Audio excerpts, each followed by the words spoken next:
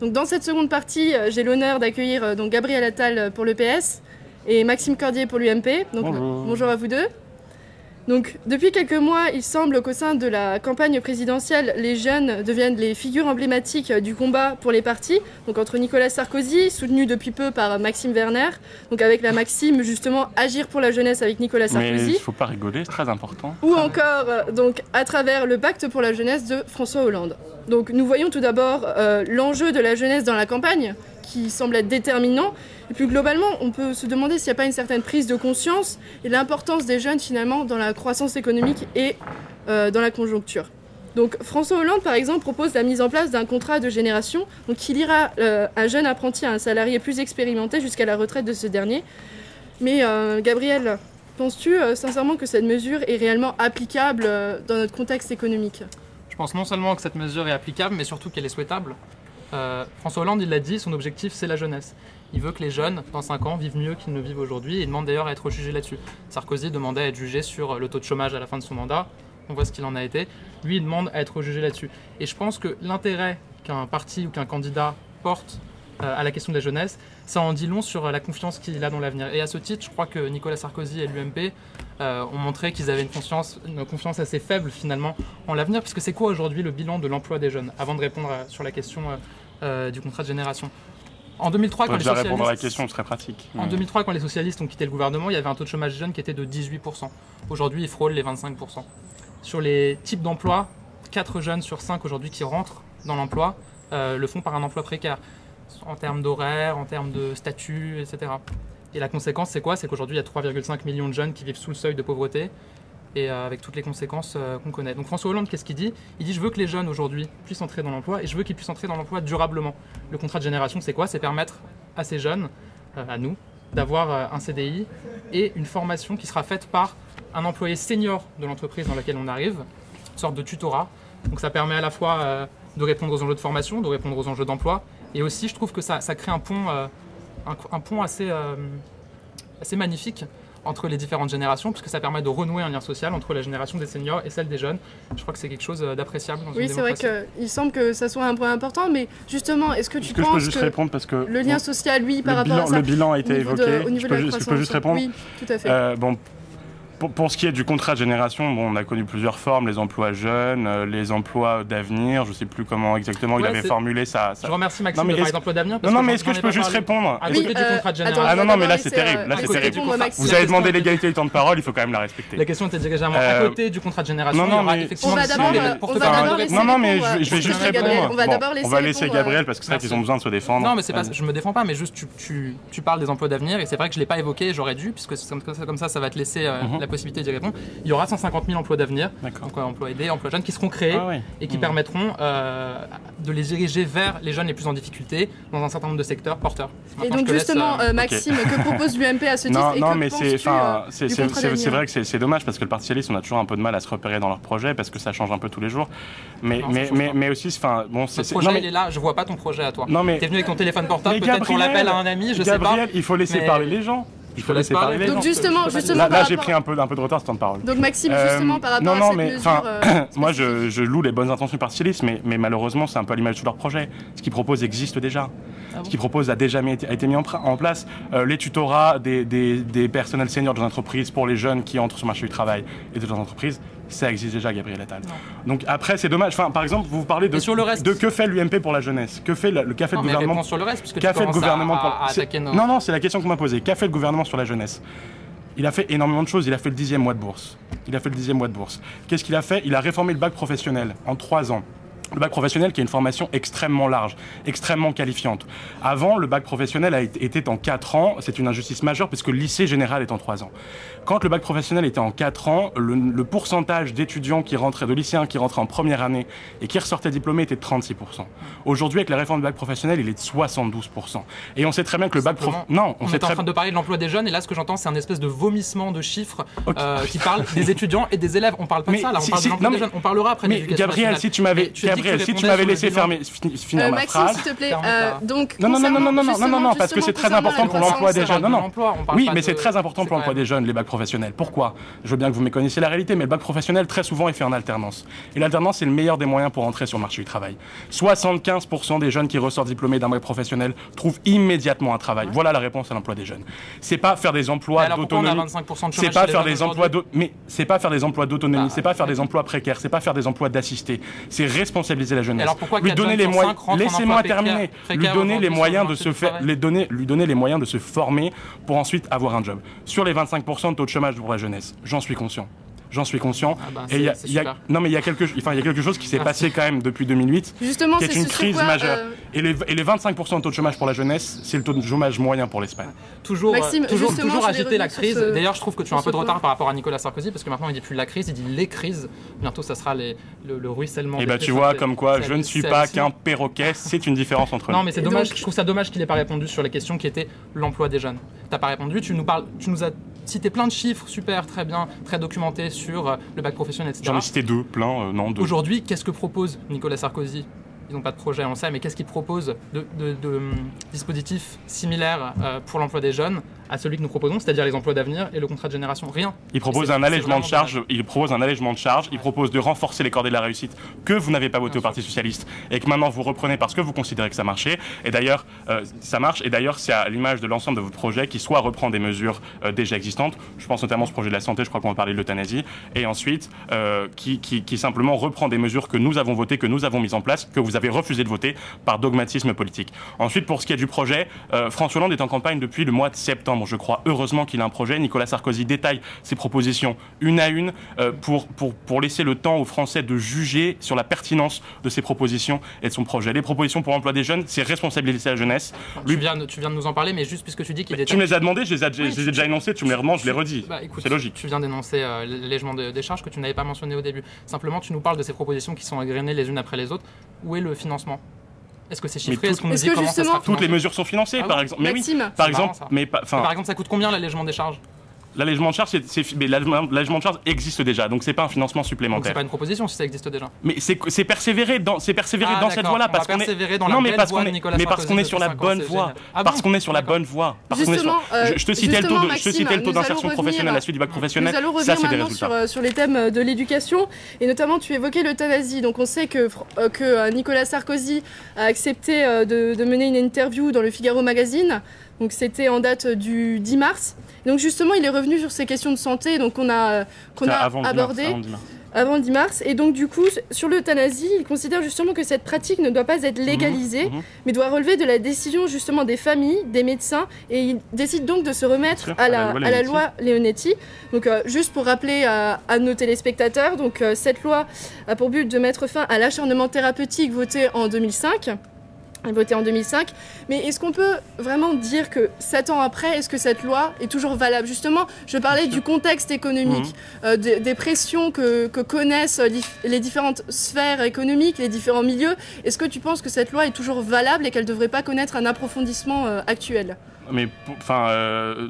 Vous parliez de problématiques économiques, mais sur la santé, ça n'a pas lieu d'être parce que le budget de la santé augmente tous les ans et que l'ONDAM, en gros, l'ONDAM, c'est les dépenses autorisées par le Parlement en termes de santé augmentent et c'est la première fois qu'on les respecte. On parle d'ONDAM, on parle d'euthanasie. Parce que simplement, elle évoquait le budget de la santé. Ensuite, pour ce qui est de la question de l'euthanasie, je crois qu'il faut être assez serein et qu'aucune proposition n'est indigne à ce sujet. Tant qu'elle est ni caricaturale, ni précipitée, ni en méconnaissance du cas législatif. La loi Leonetti, en gros, qu'est-ce que ça dit? Ça pose un cadre juridique qui soit strict et qui soit contrôlable pour éviter toutes les dérives, mais aussi pour faire en sorte qu'il n'y ait pas d'acharnement thérapeutique. La différence majeure entre la loi Leonetti et l'euthanasie active, c'est que la loi Leonetti permet de laisser mourir là où l'euthanasie active fait mourir. François Hollande n'a pas voulu répondre à la question, peut-être que Gabriel y répondra, mais vraiment ça m'intéresse. Mais pour ce qui est de la proposition de Nicolas Sarkozy, parce que c'est là-dessus que vous m'interrogez. J'aimerais bien pouvoir répondre à ce que tu... Pour ce qui est de la proposition de Nicolas Sarkozy, parce que c'est là-dessus que j'ai été interrogé, moi j'y souscris complètement. Et d'ailleurs... c'est quoi la proposition? C'est justement qu'on doit rien faire, donc c'est pas une proposition. Mais non, c'est pas qu'on doit rien faire, mais encore une fois, arrêtez de la caricaturer, parce que les Français considèrent très majoritairement...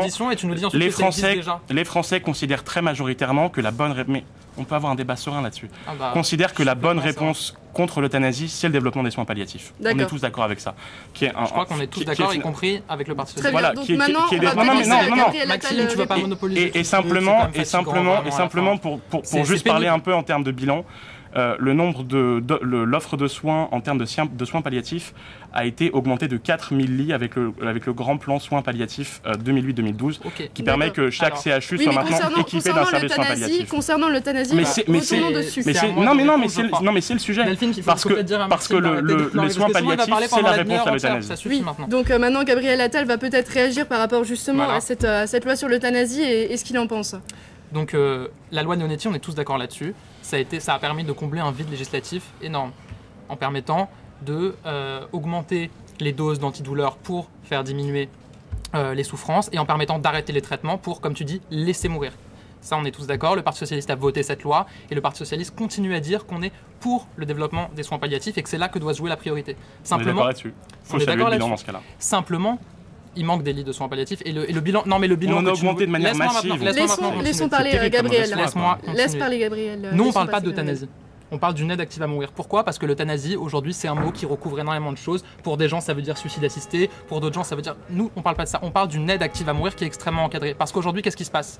Il y a des patients qui sont malades, qui ont des maladies extrêmement graves, qui souffrent le martyre, mais dont l'augmentation des sédatifs et des antidouleurs ne permet pas de calmer les souffrances et dont l'arrêt du traitement ne permet pas de laisser mourir, comme tu dis. Donc Alors qu'est-ce Gabriel, qu'on fait pour ces gens justement On à les ce laisse- niveau, est-ce que tu penses qu'un appui législatif supplémentaire permettrait Bien justement sûr. de pallier Il faut une évolution du cadre législatif parce qu'aujourd'hui, il y a un vide juridique qui continue d'exister. Il y a des gens pour lesquels on ne trouve pas de réponse.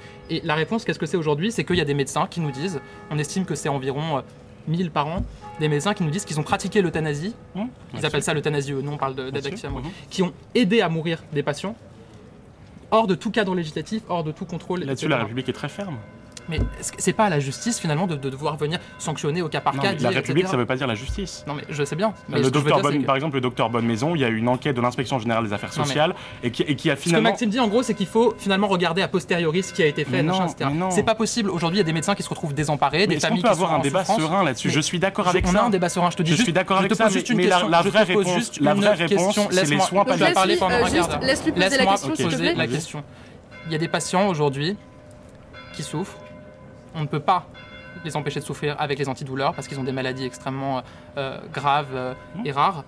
On ne peut pas les laisser mourir comme tu dis parce que l'arrêt du traitement ne les laisse pas mourir. Qu'est-ce qu'on fait pour eux ?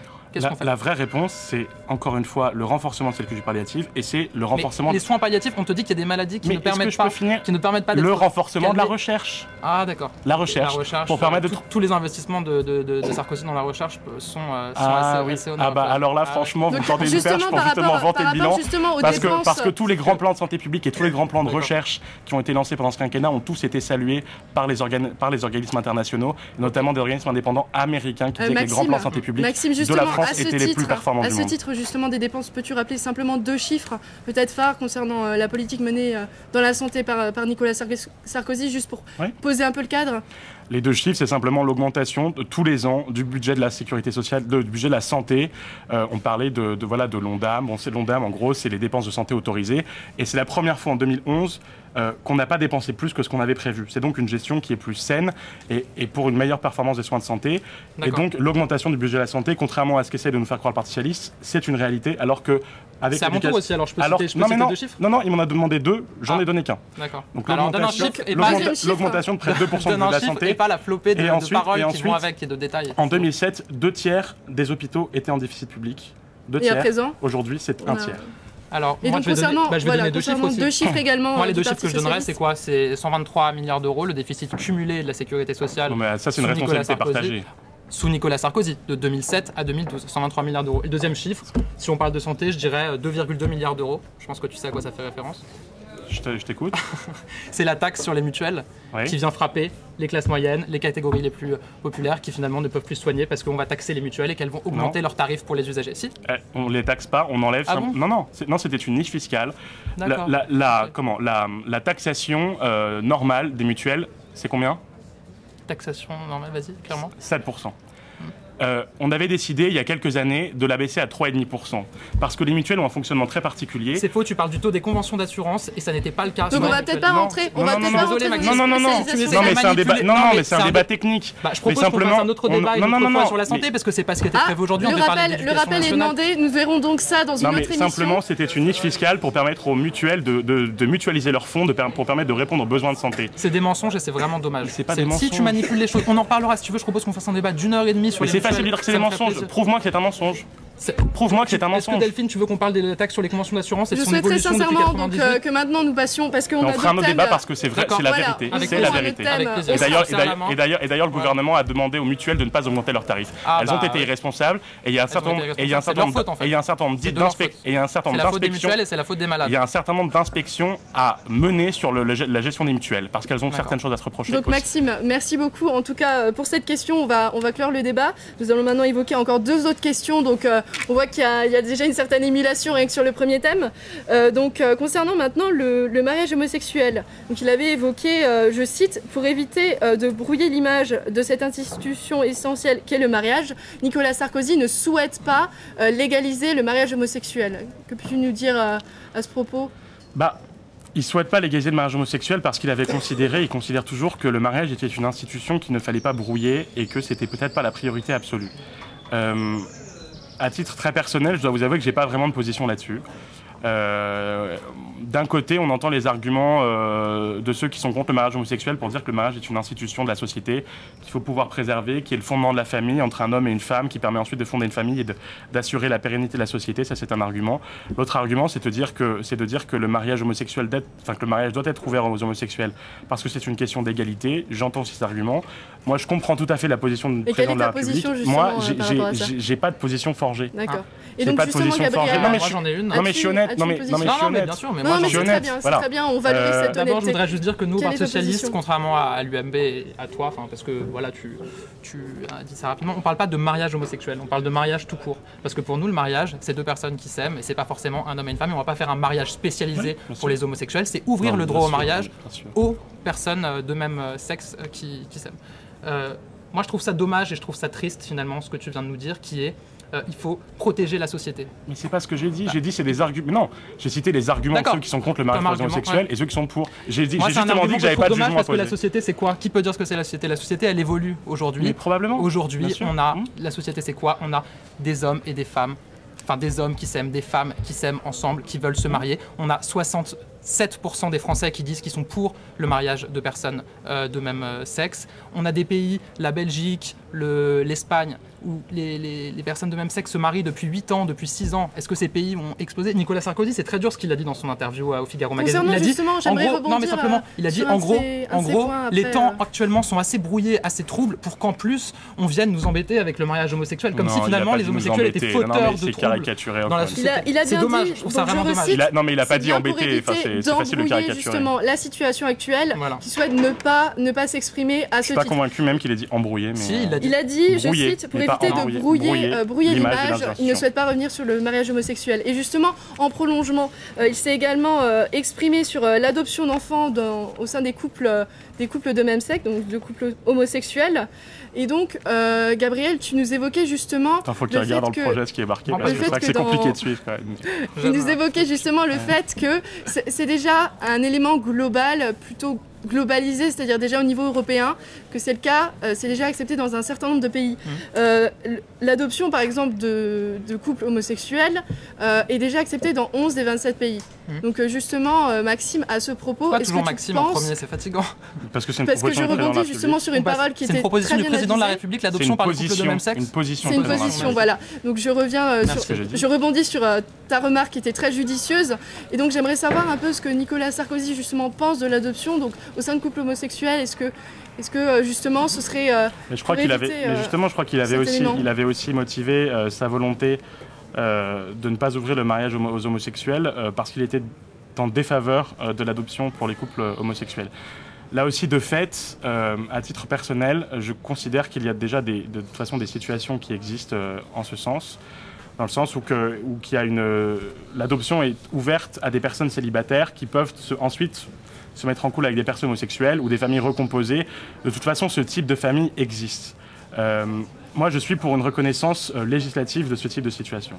Je suis pour la création d'un statut de coparent qui permette aux coparents, qu'ils soient beau-père, belle-mère, de sexe opposé ou de sexe identique aux parents principaux, d'avoir un certain nombre, non pas de droits sur l'enfant, parce que c'est un concept qui n'a pas de pertinence, mais qui puisse permettre au quotidien d'avoir une gestion de la famille qui soit plus sereine, qui soit plus efficace. Ouais. Je suis pour un statut du coparent. C'est du saupoudrage, ça. C'est du saupoudrage. C'est pas du saupoudrage, c'est une proposition. Tu dis en gros, il y a des situations qui existent, mais bon, réglons-les par un statut de coparent. Non, on règle pas tout par un statut de coparent. Que penses-tu justement, Gabriel, moi je trouve que tu parlais de tous les pays, européens aujourd'hui qui autorisent l'adoption par des couples de même sexe. Je crois pas que dans ces pays, il n'y a aucune étude d'ailleurs qui montre que les enfants qui ont été élevés par soit plus heureux, moins heureux, soit plus heureux, moins heureux. Ça n'existe pas. Ce qui se passe, c'est qu'aujourd'hui, en France, tu sais combien d'enfants vivent dans des couples homosexuels? C'est ce que je dis, il y en a un certain nombre et donc il faut pouvoir... Il y en a 30 à 40 000. Je sais, mais c'est pour ça que je dis qu'il faut pouvoir régler ces situations de manière sereine, sans s'énerver. Ces enfants-là, ils demandent à avoir de maman ou de papa, ils ne demandent pas à être laissés comme ça dans l'incertitude, ils ne demandent pas à ce que si leur maman décède, ils se retrouvent sans pouvoir... Et donc Gabriel, justement, à ce niveau, le statut de coparent permet de pallier à ça. Le PS... Ah bah non, nous on l'a dit et on le dit depuis longtemps en plus, on a dit on propose l'autorisation de l'adoption par des couples de même sexe. Et d'ailleurs je trouve que Nicolas Sarkozy qui est là tout le temps à nous dire qu'il faut s'inspirer de l'Allemagne, brandir l'Allemagne, etc. Tu sais ce qui se passe en Allemagne pour les couples homosexuels pour l'adoption. Qu'est-ce que c'est la parler du modèle allemand, non pas sur le terme de société, mais en termes économiques. Qu'est-ce que c'est aujourd'hui le modèle allemand? Ils reconnaissent l'adoption par le conjoint homosexuel de l'enfant. C'est déjà un premier pas. Alors pourquoi lui qui veut emprunter en permanence ce que fait l'Allemagne, il ne fait pas la même chose? Qui parle d'emprunter l'Allemagne en termes économiques. Là, si tu parles de statut de coparent, pourquoi est-ce que tu parles pas de deux parents? Je comprends pas pourquoi est-ce qu'il y a cette différence. C'est bon? C'est bon, là c'était un léger. Oui, mais bien sûr, mais j'attends que tu aies fini de parler pour pouvoir te répondre. C'était un léger passage en force quand même, parce que sur le modèle allemand, il parle du modèle allemand en termes économiques et non pas en termes sociétaux. Le statut de coparent. Donc le statut de coparent. Enfin, moi, ça me désespère parce que je comprends que vous soyez. C'est dommage, on peut avoir une discussion. On n'est pas sur TF1. Non, mais bien sûr, justement, justement, je considère, je peux comprendre que tu sois assez déçu par le projet de François Hollande, mais c'est pas non plus la peine de toujours invectiver le président de la République. Là où on n'en parle pas. Ensuite, pour ce qui est du statut du coparent, justement, tu parlais de lorsqu'un parent décède, il faut qu'il y ait une situation légale qui permette de régler et que finalement l'enfant ne soit pas abandonné parce que c'est toujours l'intérêt de l'enfant qui doit primer. Maxime, et justement, le statut de coparent, je considère légal. Il n'y a pas que la question du décès, il y a la question d'élever des enfants. Mais c'est le statut de coparent qui permet ça de manière légale. Oui, mais je te dis qu'il n'y a. Mais non, parce que les enfants, ils veulent avoir deux parents légaux. C'est tout ce qu'on demande. Mais tu parles au nom des enfants probablement. Mais et pourquoi? Tu sais, oui, moi je me parle pas au nom des enfants parce qu'il se trouve, bon, je parle un peu de ma vie personnelle, je connais deux petites filles qui ont été élevées par deux mamans. Aujourd'hui, elles ont 12 ans, elles sont très heureuses et elles demandent à avoir deux mamans. Elles ne demandent pas à avoir une vraie maman et une maman à côté qui serait une co-maman, une petite maman. Oui, donc on voit que ceci est plutôt consensuel. Non, mais c'est consensuel sur le constat. Non, c'est consensuel sur le constat. Et c'est dommage qu'on n'arrive pas à le reconnaître, mais c'est consensuel sur le constat, pas sur les solutions. Oui, et justement, la solution, très rapidement, qu'a proposé Sarkozy jusqu'à présent, et que présente-t-il comme proposition sur l'adoption homosexuelle? Voilà. Il y est défavorable, donc il n'a pas de proposition à apporter là-dessus. C'est dommage. Mais il y est défavorable. Et sur le mariage homosexuel non plus. Il y est défavorable. Aujourd'hui, c'est quand même dommage que quand il y a deux femmes qui sont en couple depuis des années et qu'il y en a une qui décède, il n'y a pas les dispositifs qui sont les mêmes pour le mariage hétérosexuel. Le Pacs, en termes de succession, il n'y a pas de pension, de reversion, il n'y a pas d'allocation de veuvage pour les. Bien sûr. Voilà. Et c'est dommage. Je trouve ça vraiment dommage. Et c'est des conséquences extrêmement pratiques des femmes et des hommes qui se retrouvent dans la précarité après le décès de leur conjoint. Et ce qui n'aurait pas été le cas s'ils avaient été mariés. Je trouve ça vraiment dommage. Et je trouve ça dommage que l'UMP ne veuille pas. On voit que du coup, il y a certaines. Mais j'ai l'impression que je trouve ça dommage aussi parce que tu me dis que tu n'as pas de position. Non, mais je dis pas. Finalement, ça reflète pas mal le cas de beaucoup de militants et même d'élus de l'UMP qui attendent finalement que la gauche soit élue pour pouvoir faire évoluer ces choses-là. Alors là, franchement, Gabriel, je suis assez atterré par ce que tu viens de dire. Non, mais finalement, aujourd'hui, est-ce que tu remets en cause le Pacs? Est-ce que l'UMP remet en cause le Pacs? Mais évidemment, l'UMP remet pas en cause le Pacs. Je suis d'accord avec toi. Et d'ailleurs, content que le Parti socialiste le fasse. Mais je pense que ce sera la même chose avec le mariage homosexuel et que finalement, ils se féliciteront qu'on a avancé là-dessus. Non, mais comme vous, il y avait une grande double page dans Le Monde qui détaillait toutes les mesures que François Hollande allait conserver du bilan du président de la République, celle-là même qui passe son temps à critiquer et qui n'ont d'ailleurs pas voté. C'est dommage qu'on n'ait pas plus parlé d'éducation parce que là-dessus il y avait un vrai sujet. Je suis d'accord. Mais de toute façon, ce sera l'objet d'un autre débat. De chaque bilan, Gabriel, il y a des bonnes choses qui sont gardées et de mauvaises choses qu'il faut pouvoir corriger et rectifier.